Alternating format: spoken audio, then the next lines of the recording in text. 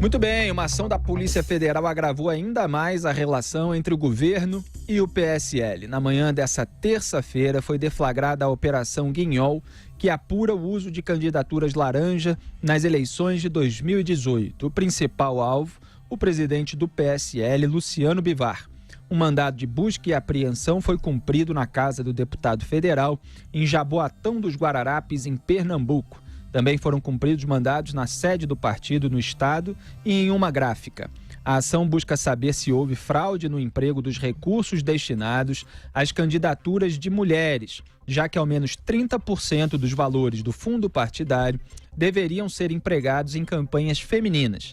Segundo a PF, há indícios de que o dinheiro foi desviado e usado por outros candidatos.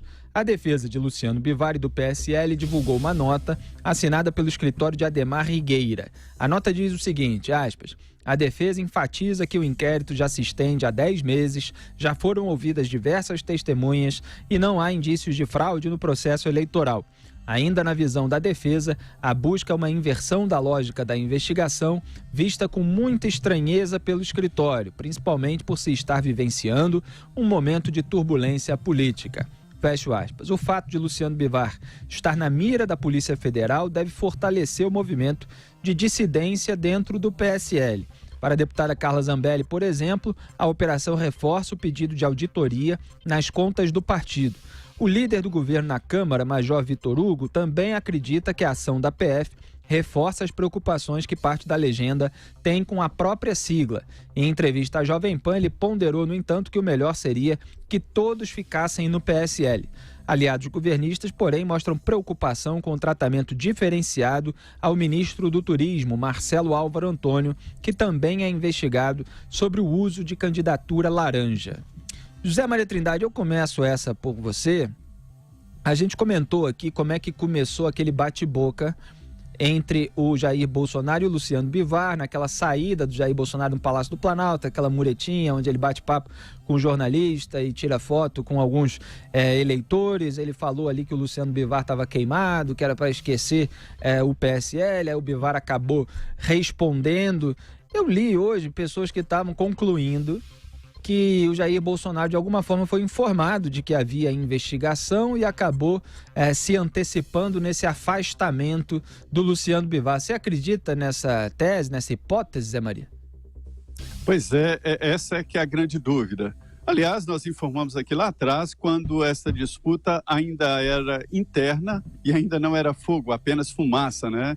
E a coisa pegou fogo mesmo quando o filho do presidente, o senador Flávio Bolsonaro, usou palavras consideradas duras contra o líder do PSL no Senado, o senador Major Olímpio, que veio numa defesa de eu sou aliado do presidente Jair Bolsonaro, sou defensor do governo, mas não dos filhos. Aqui ele chamou até de príncipes e sugeriu até a internação de filhos do presidente Jair Bolsonaro, ou seja, demonstrando de vez a ruptura interna.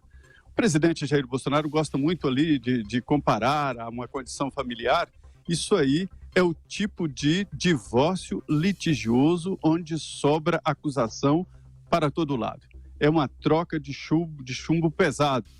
Olha, Felipe, aqui na política dizem que coincidências são apenas para os inocentes demais, para os que não acreditam na realidade política.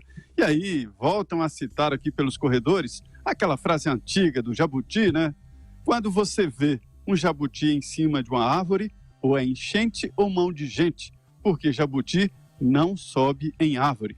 É coincidência demais. O presidente nacional do PSL, em guerra com o presidente Jair Bolsonaro, tem na casa dele, no escritório, uma busca e apreensão da Polícia Federal, mas acontece que esta busca e apreensão foi determinada pelo Tribunal Regional Eleitoral de Pernambuco, né?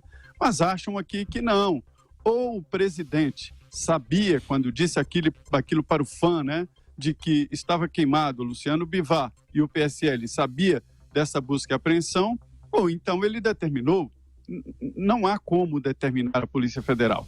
Aí seria uma acusação muito mais séria de que a Polícia Federal teria se transformado em polícia política, né? E isso não é verdade. Mas, olha, o clima ficou pesado. A novidade que eu tenho aqui é de que o PSL decidiu retirar aliados diretos do presidente Jair Bolsonaro de comissões importantes. E começou pelo líder do governo, o deputado Vitor Hugo, que foi retirado da comissão de aposentadoria dos militares. Ele é um militar, um major, né? Foi retirado da comissão e começa agora a guerra mais explícita. Então, esta é a situação. E, enquanto isso, o presidente negocia o que fazer com esse bloco de apoio, né?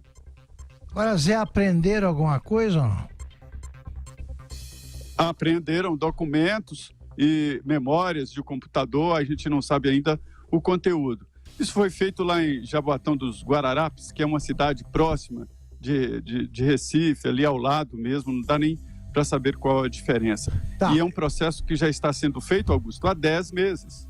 Olha, Zé, é importantíssimo aí que você ressalvou, porque primeiro foi a justiça que determinou isso aí.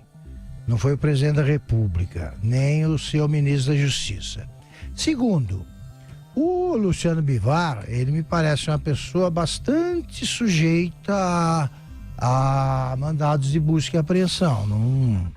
Ele comprou um partido para viver de partido e tal, então não é um cidadão acima de qualquer suspeita.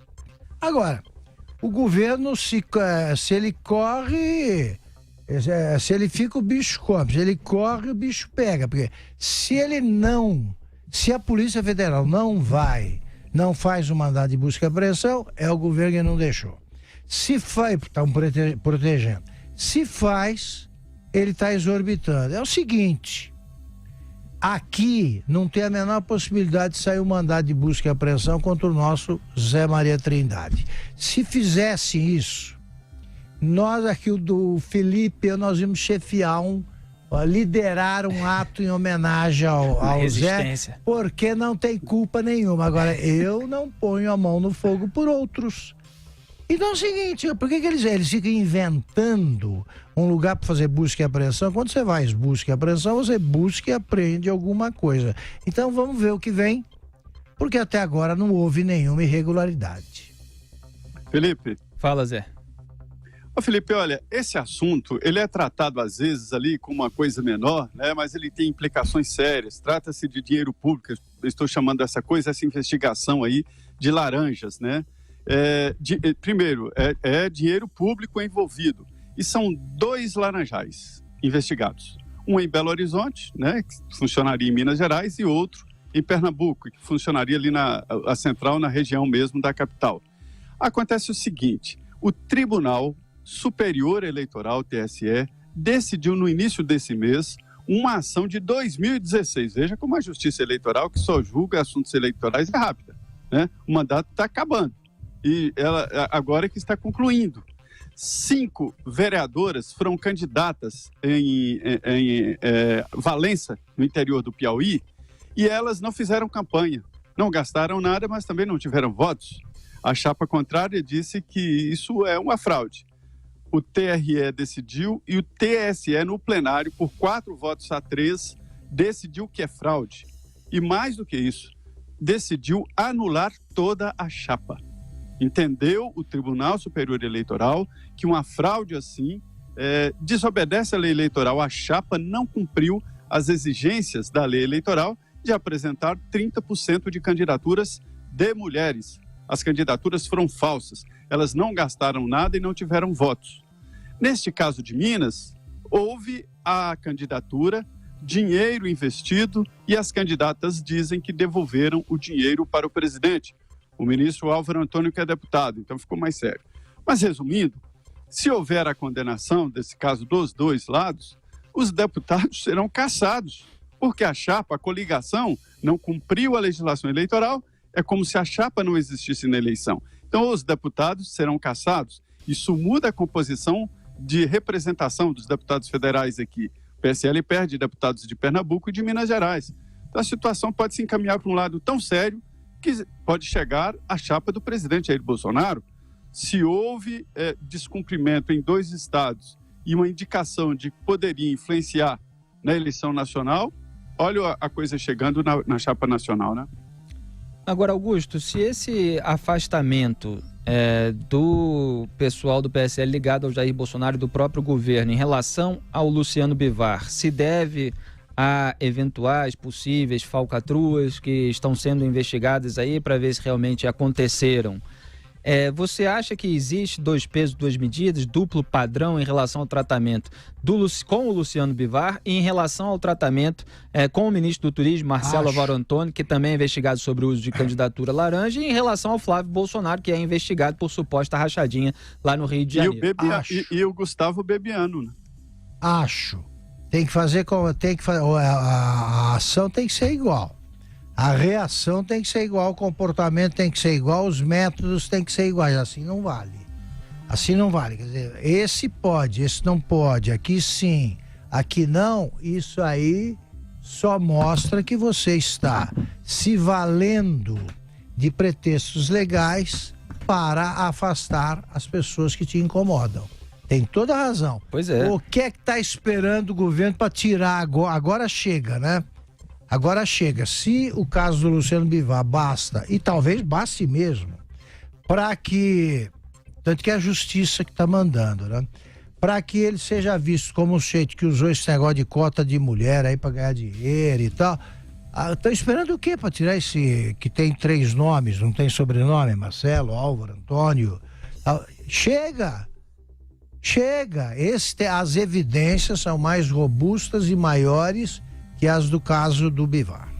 É isso aí, Zé Maria Trindade. Se há indícios contra quem quer que seja, seja Luciano Bivar, seja Marcelo Álvaro Antônio, seja Flávio Bolsonaro, seja Gustavo Bebiano, se há indícios, tem de haver investigação para concluir se é culpado, se é inocente. Não é isso, Zé Maria Trindade? Sim. E logo no início do governo, em primeira entrevista como presidente, isso foi colocado. Qual seria o critério, né? Um critério. E o critério foi de denúncia, se houvesse a denúncia, mas esse critério já foi ultrapassado.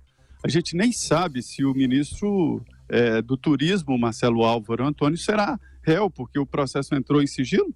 Aí a gente não sabe, né? Mas, na verdade, o que a gente conversa ali, que sabe, é o seguinte, porque para o governo o presidente chamou pessoas para receber informações e ele concluiu que as denúncias não são fortes. E é por isso que eu tento dizer aqui de que parece uma situação menor, parece um crime menor, mas não é não. É desvio de dinheiro público e fraude às regras eleitorais. É isso aí. E o que eu estava querendo dizer é que essa hipótese que está sendo ventilada aí no debate público de que o Jair Bolsonaro foi informado, nós não temos a confirmação dessa informação e tal, uma hipótese que está sendo ventilada. E se for, Augusto Nunes, a investigação é sigilosa e é preciso apurar como é que houve o vazamento. Mas como a treta começou sem que isso fosse trazido à tona, sem que ninguém tivesse expressado que houve um vazamento de informação, então acho que dificilmente isso vai aparecer com alguém confessando qualquer coisa nesse sentido. Então a investigação é sigilosa, se isso foi vazado para o presidente da República ou mesmo para o ministro da Justiça e da Segurança Pública, teria de haver uma investigação interna. Na política antiga, já no século passado, usavam muito aquela frase, né, Zé? Aos amigos tudo, aos inimigos a lei. O rigor da lei, né? O rigor da lei. Agora é o seguinte, tão simples você uniformizar o tratamento dispensado a qualquer político, seja adversário, seja aliado, é muito simples. Aplica a lei a todos. Pronto. Não vai olhar... O jornalismo também, né? Hã? O jornalismo também, né? Claro. Você não vai olhar a carteira de identidade de ninguém, não. O sujeito fez isso, pronto, acabou. Faça igual.